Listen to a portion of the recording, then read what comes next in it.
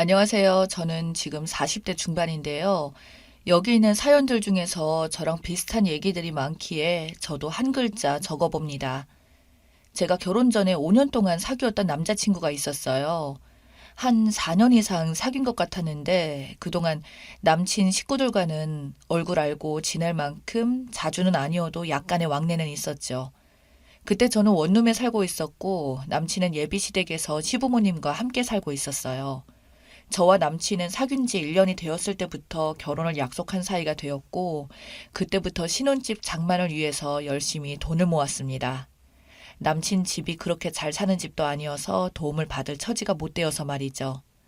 일찌감치 서로 돈을 잘 모아서 양가 부모님의 도움 없이 잘해보자고 다짐을 했었고, 데이트 비용을 아끼느라 커피 한 잔도 사 먹지도 않았고, 남들이 다 간다는 여행도 가지 않고, 가까운 곳에 산책하는 것으로 늘 만족해야만 했습니다. 그래도 늘 행복했어요. 그렇게 해서 모은 돈으로 저렴하게 나온 조그만 빌라를 구입했어요. 신축 건물인데 내부의 인테리어가 너무나 마음에 들어서 미리 사버렸던 거죠. 남친이 대출과 모아놓은 돈을 합하고 제 돈을 같이 해서 반반 정도 될 수 있도록 했습니다. 거기에는 친정부모님이 3천을 보태셨고요. 결혼 날짜도 잡히지 않은 상태에서 신혼집을 얻어놓으니 어서 빨리 결혼식을 올리고 신혼집에 들어가고 살고 싶었습니다. 그래서 남친과 제가 예식장을 알아보러 다니던 중이었어요. 그런데 제가 사는 원룸에 예비 시어머니가 느닷없이 찾아오셨어요.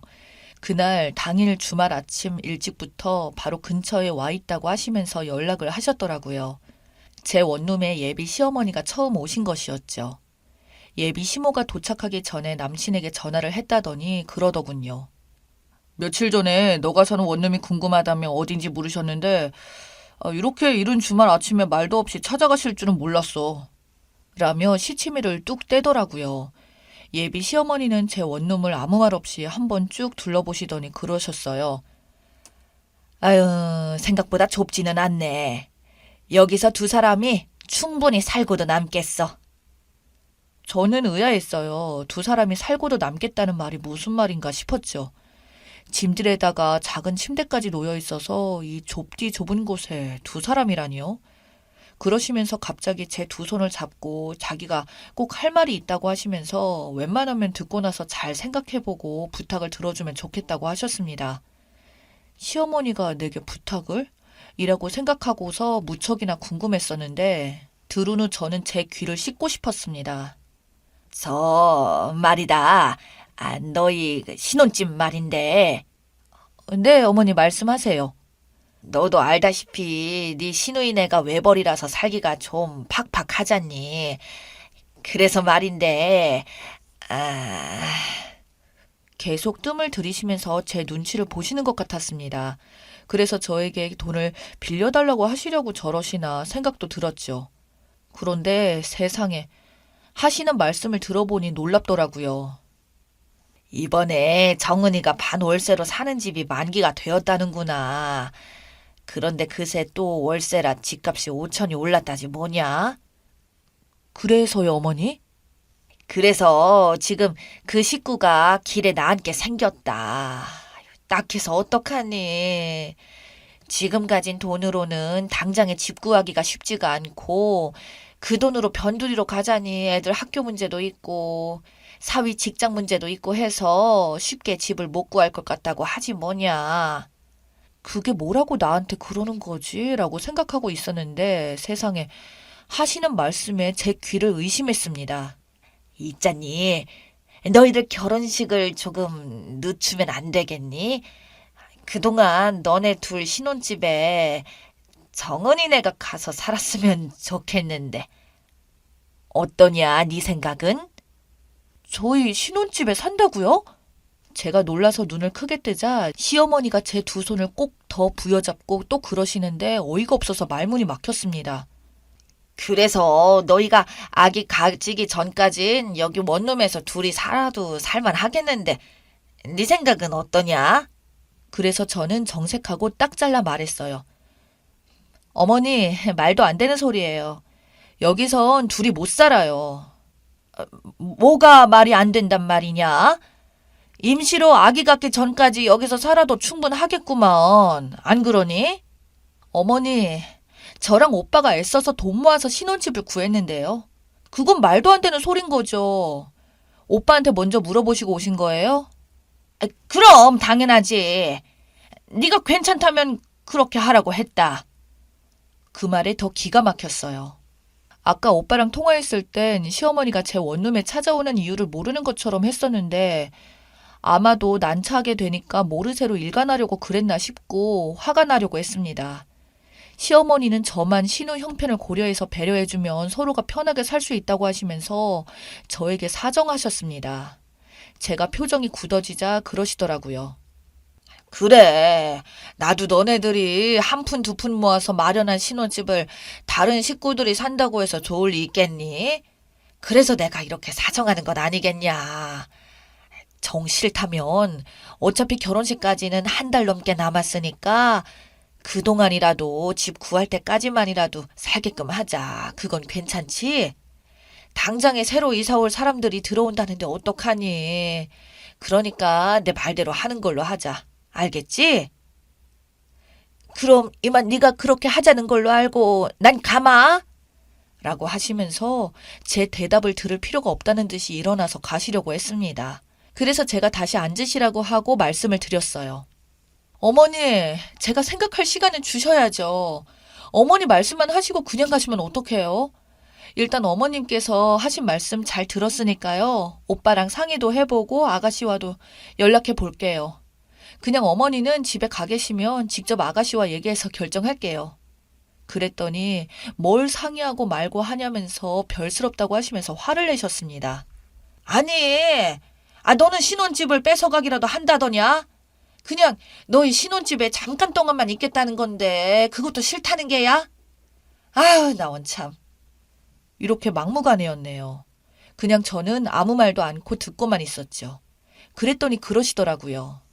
나도 참 어이가 없구나. 내 아들 집인데 내가 웬만하면 너한테 이렇게 사정하면 알겠다고 할 줄 알았더니 내가 너한테 물어보러 온 것부터가 아니었던 것 같구나. 정연이도 절대 반대할 리가 없으니까 그냥 당장 정은이한테 이사가라고 할 테니까 그리 알아라. 그렇게 제게 소리를 지르시고 가시는데 열받는데 참았습니다. 그리고 시어머니가 돌아가신 뒤 남친에게 전화를 해서 말했어요. 너네 엄마한테 네 동생이 우리 신혼집에 들어와서 살게 해달라고 한 걸 알고 있었으면서 낮에는 아무것도 모른다는 듯이 말을 해? 정은이 사정도 딱하기도 해서 엄마가 저러시는데 뭐라고 말해. 그냥 싫다고 하면 되잖아. 못하겠다고. 그런데 왜 그 말을 못해? 야, 이 돌머리야. 너는 그 머리는 장식 폼으로 달고 다니냐? 식구가 넷이나 되는데 이사하는 게 장난이야? 우리가 결혼식 올린 후로 계속 올라오면서 살려고 하면 어떡할 건데? 그러니 한 달만 살고 다시 집 구해서 나가겠다고 하잖아. 말이 그렇지. 그냥 우리 신혼집에서 눌러붙어서 살겠다는 거 아니야? 아니야, 그럴 리가 없어. 정은이가 그랬단 말이야? 그동안 집을 계속 알아보겠다고 했어. 넌 그 말을 믿니? 지금 당장 시어머니가 우리 신혼집으로 이사를 오겠다고 했으니까 네가 알아서 말하고 절대 현관 비번 가르쳐주지 마. 알았어? 대답이 없는 걸 보니 남친 반응이 시원치 않았어요. 그래서 곧바로 신혼집에 달려가서 집 비번을 바꿔버렸죠. 설마 하니 시어머니가 곧바로 아가씨한테 내 신혼집으로 이사 오라고 할 거라고 큰 소리를 쳤지만 정말로 바로 올 줄 몰랐습니다. 그날 오후에 남친에게서 전화가 왔어요.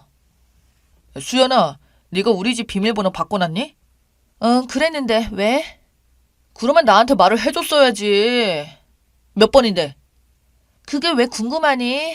당분간 넌 몰라도 돼. 뭐야? 빨리 말해. 몇 번이야? 뭐 때문에 그러는데 네가 우리 신혼집에 갈 일이 없잖아. 그렇게 한참을 머뭇거리다가 사실대로 말을 하더라고요. 사실은 지금 이삿짐을 싸들고 우리 신혼집에 와 있대. 엄마가 이사 오라고 했나 봐. 그래서 문이 안 열려서 못 들어가고 있단 말이야. 빨리 말해 어서. 누가 내 허락도 없이 내 신혼집에 들어간다니? 네 동생 미친 거 아니야? 수연아, 내가 그러자고 했어. 뭐? 내가 싫다는데 네가 허락을 했다고? 너 지금 제정신이야? 그동안 우리가 얼마나 오랫동안 신혼집을 마련하느라고 애썼는데 너 혼자서 집을 내줬단 말이야? 너 나랑 결혼하고 싶지 않다 이거지? 네 엄마도 결혼식을 늦추라고 하던데 왜 우리가 결혼하는데 집 식구들이 이래라 저래라야. 경고하는데 난 허락한 적 없다. 저는 끝까지 집 비번을 가르쳐주지 않았더니 시어머님 목소리가 전화기를 타고 들렸는데 아주 난리시더군요. 그냥 못 들은 채 하고 끊어버렸더니 이제는 톡으로 제 원룸으로 달려가서 가만두지 않겠다고 하더라고요. 지금이 이사를 하고 있으니 계속해서 비번 가르쳐주지 않으면 문을 따고 들어가겠다고 했습니다. 그래서 경찰서에 신고를 했어요. 남의 집에 들어오겠다고 문을 따고 들어간다고 협박한다고요. 경찰관이 신혼집에 도착을 해서 정황을 들어보고 제게 전화를 했더라고요. 여기 가족들 간의 문제인 것 같은데 알아서 잘 해결하시지요. 아니요, 제 가족이 아닙니다. 저는 그 집 사람들하고는 아무런 관계가 아니에요. 그 집은 명백하게 제 명의로 된 집입니다. 관리사무소에 확인해 보시면 아실 거예요. 무단 주거 침입죄로 잡아가 주세요. 아, 그런가요? 아, 네, 알겠습니다. 그랬더니 그때 예비 시누이가 저에게 전화를 해서 난리부르스를 했어요. 언니, 지금 이게 뭐 하자는 거예요? 이렇게 매정한 사람이었어요? 집 앞에 바로 이삿짐 가져왔는데 다시 돌아가라는 거예요? 아가씨, 짐을 왜 나한테 물어요? 내가 언제 이사하라고 한 적 없잖아요. 전 그런 적 없으니 다 알아서 해요. 전화 너머로 경찰관이 동네 시끄러우니 빨리 다른 곳으로 가자고 하는 소리가 들렸습니다. 가시죠. 아니에요. 여기 우리 오빠 집이라니까요. 아닙니다. 여기는 서수연 씨 집으로 확인이 되었습니다. 예, 서로 가시죠. 할 수 없이 이삿짐을 시댁으로 가지고 갔다고 들었습니다. 시댁에 작은 방 하나가 남은 것이 있었는데 그 방으로 남친이 방을 옮기고 남친 방을 남친 여동생 부부가 쓰는 방법으로 하고 아들들은 남친의 부모님과 함께 방을 쓴다고 들었습니다. 그날 밤 열이 받을 대로 받은 예비 시어머니가 제 원룸에 쫓아왔어요. 네가 뭔데 내 아들 집에 네 집이라고 한 거니? 그래서 저도 지지 않고 말했어요. 어머니, 뭘 보고 제 집이 아니라고 하시는 건데요. 제 명의로 계약한 집이니까 제 집이죠. 정현 씨 집이 아니에요. 그리고 저한테 큰 소리 치지 마시죠. 남의 집 귀한 딸한테 이래라 저래라 하지 말란 말입니다. 그리고 여기 원룸도 내놓고 제가 새 집에 들어갈 거니까 그렇게 아세요. 라고 했더니 그러시더라고요. 세상에 살다가 너 같은 독종 같은 며느리는 없을 거다. 그래서 제가 확실히 말해주었습니다. 말씀을 확실하게 하셔야죠. 저는 정현 씨랑 결혼하지 않을 겁니다. 결혼하지 않을 거고요. 시누이 집을 위해서 신혼집을 내놓으라는 도둑심보는 천하에 없을 거예요. 정현 씨한테도 파혼한다고 전해주세요. 짐 정리 잘하고 헤어지자고 말해주세요. 그러자 흠칫 놀라는 눈치였는데 그러던지 말던지 저는 시어머니를 돌려 보내놓고 남친한테 전화가 빗발쳐 왔지만 그날만큼은 목소리로 듣기가 싫어서 받지 않았어요. 그렇게 오랫동안 사귀어 왔지만 마음이 변하는 것은 순식간이더라고요. 우유부단했던 그때 남친은 별 애교를 다 부리고 후회한다면서 제 마음을 돌려보려고 애를 썼지만 소용이 없었죠. 남친 어머니가 분명히 남친에게 그랬을 게 뻔하네요. 얼른 가서 잘 꼬셔서 맘 돌리게 해라. 그래야 네 신혼집에 네 동생이 가서 살고 넌 원룸에서 살면 좀 좋으냐. 그래서 애가 생길 때까지만이라도 네 동생이 돈 좀 모아서 다른 곳으로 이사를 가면 되지 않겠니? 얼른 가서 마음 좀 돌리게 해. 어찌됐던 이런저런 핑계대서 제 신혼집을 뺏어갈 뻔한 일인데 이런 점에서 시댁에 대해서 알 만큼 알았는데 이 결혼을 한다는 것은 말도 안 되는 거였죠. 그때 파혼한 건 참 잘했다고 지금도 생각하고 있어요. 세상에 널린 게 남자인데 말입니다. 남친과 헤어지고 저는 더 좋은 남자를 만나서 딸 하나 아들 하나 낳고 잘 살고 있습니다. 읽어주셔서 감사합니다.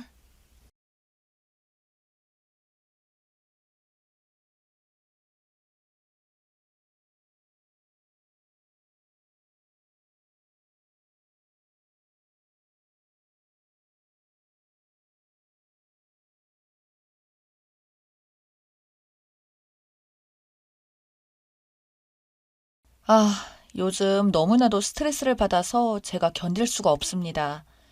남편이나 저희 가족은 이해해주지만 주변에서는 제가 저지른 짓이 잘못되었다고들 하는데 저는 솔직히 제가 잘못한 거 하나도 모르겠어요.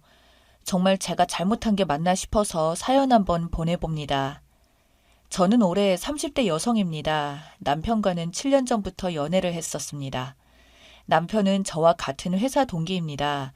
나이는 저보다 한 살이 많지만 어른스러운 남편의 모습에 반했었고 남편도 저를 입사 초기 때부터 첫눈에 반했다며 따라다녔던 남자입니다. 저희 회사 일이 로테이션 근무라 사실 만만하지 않습니다. 업무 강도가 엄청 세지는 않아도 로테이션으로 순번을 돌면서 하는 근무 자체가 참 힘들죠. 제가 낮 근무할 때 남편이 밤 근무를 할 때가 있고 그 반대일 때가 있습니다. 특히 한 달에 한 번씩은 주말에 하루를 근무일을 나가야 하는 회사라 결혼하기 전부터도 이러한 문제들 때문에 연애하는 데 있어서 애로사항이 많이 있는 편이긴 했었습니다. 결혼하고 나서는 그래도 부부라고 최대한 배려해서 순번을 엇갈리지 않게 만들어주긴 해도 그 또한 한계가 있긴 했었죠. 하지만 저희 회사 월급이 그리 낮은 편도 아니라 현실적으로 서로 일을 그만두기로 그랬고 그렇게 그냥 몇 년 지내다가 아이를 가지면 그때 가서 다시 생각해보자고 하며 아이 계획도 일부러 늦췄습니다. 저희는 그렇게 신혼 후 신혼생활 계획도 나름 세우고 결혼을 했었는데 남편 집안도 사실 평범한 집안이고 저희 집도 평범한 집안이라 누가 더 해왔다 못 해왔다 이럴 것도 없었습니다. 그저 문제가 안 생기도록 남편이 모은 돈이랑 제가 모은 돈에 친정과 시댁에서 보태준 돈 반반 해서 집을 구하고 살림살이 혼수를 모두 사고 했었어요. 사실 시댁에서 보태준 돈은 진짜 500만 원 그것뿐이 안 되었어요. 아버님 하시는 일은 잘 안 되었었고 모아둔 돈도 없다고 하셨고 나중에 결혼하고 듣기로는 시어머니가 코인 투자 사기인가 뭔가에 당해서 돈을 전부 날려서 그렇다고 하더군요. 시모가 저희 남편에게는 우시면서 번듯한 집 한 채 정말 사주고 싶어서 그랬다고 그때 사건으로 집안이 발칵 뒤집히며 이혼을 한 해 만에 이야기로 나왔었다고 하더군요. 그래서 결과적으로 따지고 보면 남편보다 제가 돈을 더 많이 들고 온 셈이었죠. 그래도 우리 둘이 살아갈 보금자리고 내 평생 같이 살아갈 남편이라고 생각하니 아깝다거나 내가 더해간다 이런 생각이나 생색 한 번 내지 않았지만 남편은 그걸 항상 미안하게 생각하며 결혼 준비할 때도 자기가 민망해서 처가에 고개를 못 들겠다고 얼마나 미안해 하던지 시모가 투자 사기만 안 당했어도 남편이 이렇게 기죽을 일은 없었을 텐데 라는 생각을 했었습니다. 그렇게 저희 결혼은 나름 잘 했는데 문제는 결혼하고 나서부터였어요. 바로 주말마다 찾아오시는 시어머니 때문이었어요. 처음에는 사전에 연락해 주시고 찾아오시더니 어느 순간부터는 그냥 사전에 연락은커녕 집에 가보면 시어머니가 와 계시는데 너무나도 당연한 지경에 이르더군요. 그 문제로 저는 남편에게 참다가 이 문제에 대해서 얘기를 하면 남편도 대략 난감해하기에 시어머니께 우리 결혼한 지 얼마 안 된 신혼부부인데 부부의 시간도 좀 가지고 싶다는 식으로 최대한 기분 안 나쁘시게 말 좀 잘해보라고 했어요. 저는 정말 한 번도 아니고 매번 찾아오는 시어머니가 스트레스였습니다. 하지만 하필 그 타이밍에 시어머니가 우리 집에 놀러 오는 게 아니라 아예 그냥 눌러앉아 사시게 되는 지경까지 오게 됩니다. 이유는 시어머니가 시아버지랑 싸운 이유 때문이었어요. 시어머니는 시아버지에게 저희 집이 너무 작다는 둥, 속이 상한다는 둥, 갑자기 헛소리를 하자 시아버지도 듣다 폭발해서 시어머니에게 말하기를 당신 지금 제정신이야? 당신이 코인인지 뭔지 그 투자 사기당해서 그 집이 이 꼴이라는 걸 모르냐고. 가만히라도 있으면 중간이라도 가지 무슨 헛소리를 하고 있어? 라고 구박하자 시어머니는 마음속 하소연을 했다가 구박받아서 그런지 시어머니 역시 화가 나셨고 내가 그러고 싶어서 그렇게 된 거냐며 진심으로 우리 가족들을 위해서 그런 건데 라고 소리를 질렀고 다시는 집에 안 들어오겠다고 말하며 저희 집으로 온 겁니다. 참 가지가지 하는데 왜 하필 우리 집에 들어오는지 처음에 남편도 안 된다고 그냥 집에 돌아가서 아버님과 화해하시라고 말을 해도 집에 돌아갈 바에는 그냥 길거리에서 굶어 죽을 거라며 길에서 어떻게 되면 전부 너희들 책임이라고 소리를 질러대는데 진짜 욕이 목 끝까지 절로 차오르더군요. 그때부터 저희 부부와 시모의 어쩔 수 없는 동거 생활이 시작되었습니다. 사람들이 시집살이 하는데 왜 시집살이라고 하는지 이해가 한순간에 되는 순간이었어요. 심지어는 저희 부부가 하는 거 하나하나 간섭하면서 잔소리를 하시는데 진짜 미쳐버릴 지경이었어요. 옆에 붙어서 한다는 소리가 여자가 시집을 가면 친정은 남이 되는 거라느니 앞으로 시모 잘 모셔야 복이 온다느니 저도 말 섞어서 싸워봤자 뭐 하겠나 싶어서 그냥 네 대답만 했더니 시어머니는 저에게 지금 자기를 무시하는 거냐며 너같이 천한 것이 너의 신랑 아니었으면 우리 집안에 시집도 못 왔을 거라는데 아우 정말 기가 막히고 자기 집안이 뭐가 그리 잘났는지 잘난 거 하나 없어서 집 하나도 못 타주게 만든 장본인 주제에 뭔 큰 소리를 치는지 진짜 욕을 하고 싶더라고요. 그리고 남편과 제 학벌 따지면 제가 더 좋고 연봉도 같은데 진짜 헛소리만 늘어놓는 시모를 길에다 내다 버리는 상상도 했었습니다. 남편도 옆에서 시어머니가 아내에게 너무하다는 생각이 들었는지 엄마, 그냥 이 집 나가. 나가서 엄마가 어떻게 되든 나는 이제 신경 안 쓸 거야. 라고 했더니 갑자기 시모가 옆에 있던 제 머리를 손으로 때리면서 세아가, 너 때문에 내 아들이 변한 거니? 네가 어떻게 구워 삶았으면 내 아들이 이렇게 부모도 못 알아보는 망나니가 된 거냐? 라면서 자기 방에 들어와 누워있으면서 중내 만에 하는데 너무 화가 나서 그때는 서러워서 눈물까지 났고요. 또 시집살이 이것도 미치겠는데 저희 근무가 로테이션 순번 근무라고 말했는데 매일 아침 근무와 오후 근무, 새벽 근무 이렇게 세 가지로 나뉩니다. 근데 시모가 오고 난 뒤부터는 맨날 근무 때문에 밤새고 들어와도 항상 새벽 6시에 밥을 먹어야 된다고 하더군요. 그럼 저는 일을 마치고 들어오자마자 손발 달린 시모밥을 차려줘야 합니다. 거기까지 그래 괜찮아요. 밥 먹고 자면 되니까요. 밥 차리고 치우고 씻고 하면 아침 8시쯤 되는데 그때부터 자기 시작해서 오후 12시만 되면 이제 막 잠드는 저를 깨우며 점심 차리라고 합니다. 그리고 남편 퇴근하고 와서 어쩌다 시간이 맞아서 같이 있으면 어떻게든 제 옆에 못 있게 하려고 남편을 불러다 어디 가자고 하는데 시어머니만 아니었으면 정말 머리 끄댕이 잡고 내팽겨 쳤을 겁니다. 얼마나 제가 화가 났으면 정신과도 가서 우울증 약인 신경안정제까지 복용하면서 자다가 화가 뻗쳐서 갑자기 소리 지르고 일어날 때도 있었어요. 그러던 와중에 사고가 결국 터지고 맙니다. 시모가 남편의 인감을 가지고 청약을 하러 간다고 사라진 거죠. 그리고 저희도 모르게 어디 이상한데 연대보증을 써서 사기를 당해 빚이 이자까지 7억이 넘는 걸 만들어 온 겁니다. 그리고는 저희 집에 돌아와서는 아무렇지도 않게 계시길래 남편이 너무 화가 나서 시모한테 소리를 질렀습니다. 엄마, 대체 시키지도 않는 짓을 저질러 놓고 이러고 있어? 꼭 이렇게 내 인생 앞길을 막아야 하느냐고. 남편도 이제는 눈이 돌아가 시모에게 고래고래 소리를 지르자 시모는 거기서 오히려 제가 남편을 다 망쳐서 착했던 아들이 이젠 어미를 몰라보고 화를 낸다며 그저 가만히 있던 저에게 소리를 지르자 남편이 시모를 밀치며 엄마가 저질러 놓고 지금 어디다가 화풀이를 하시는 거냐고 뭐라 하니까 자기는 정말 진심으로 잘해보려고 그랬는데 그런 것까지 구박한다고 또 자기 방문을 닫고 들어가더군요.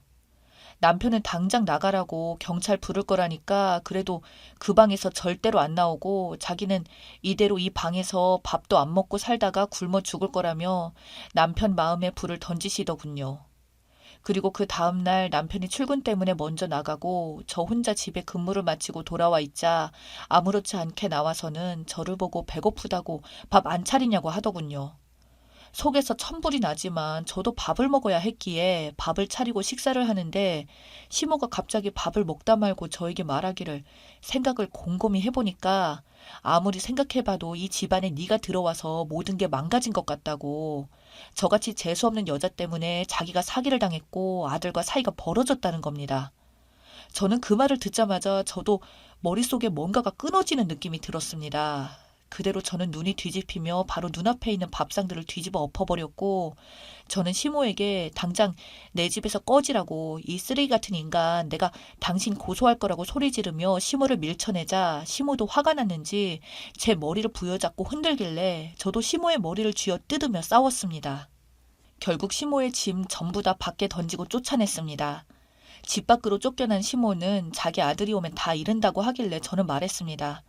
혹여나 나도 당신 아들이 집에 와서 당신 편 하나라도 들면 나는 당장 이혼할 거라고요. 그렇게 조금 시간이 흘러 남편은 그 소식을 들었는지 얼마 안 지나 집으로 달려오게 되었고, 남편은 제 몰골을 보더니 미안하다고 울면서 제가 원하면 이혼까지 하겠다고, 자기 빚도 이제 많고 정말 어떻게 살아가야 될지 자기 잘 모르겠다면서 하소연을 하는데, 순간 제 남편이 얼마나 안쓰럽고 불쌍해 보이던지 결국 제가 요구한 것은 시어머니 절대로 두 번 다시 내 눈앞에 보이지 않게 해달라고, 그냥 길거리에서 어떻게 되든 간에 앞으로 내 인생의 시모의 시자도 듣기 싫다고 말했습니다. 그리고 그때부터 저희는 시모와 인연을 끊고 살고 있습니다. 그리고 변호사를 통해서 상담해 보니 인감 도장으로 벌어진 일이니 권리 구제를 받을 수 있다고 해서 고소를 했고, 결국 모든 책임은 시모가 지게 되었습니다. 시아버지조차도 저 여자 사고만 치고 다닌다고 이 기회에 시아버지가 어머니에게 이혼하자고 해서 이혼을 하게 되었고, 이혼으로 인해서 재산 분할해봐야 시모가 그 전에 싹 다 날려서 줄 것도 없었기에 시모는 결국 사기죄로 실형 선고를 받게 되었습니다. 알고 보니 시모는 그때 연대보증을 써주면서 돈을 5천만 원인가 받았는데, 그걸 또 도박 주식을 하다가 다 날려서 저희 시아버지나 저희 가족들이 용서하기에는 너무 멀리 간 여자였습니다.